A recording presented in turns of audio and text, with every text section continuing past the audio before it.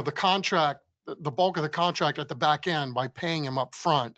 And so you can kind of kick the can down the road again.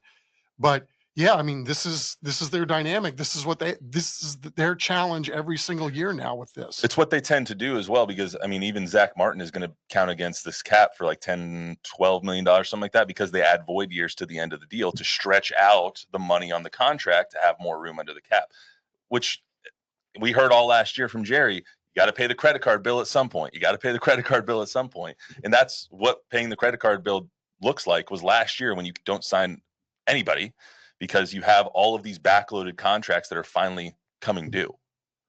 Yeah, with the roster, the Cowboys have a Visa card with 35% interest that they're not paying off every month. Well, I mean, how they plan these contracts too is like they already restructured Dak and CDs, and they're less than a year old. Like they're 6 months into those contracts, and they organized them in a way to where they were built to be restructured so they could free up this money. But when you get to the 4th year of that deal, there's no more restructuring that deal. You're going to have to pay $90 million against your cap. Dak's sitting back smoking a cigar going, they just converted $56 million to a signing bonus.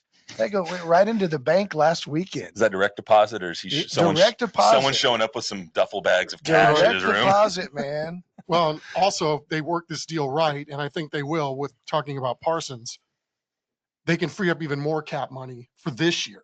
So yeah, exactly. That's why I think they need to get that done. Roughly about the same amount of cap dollars as the Texans do.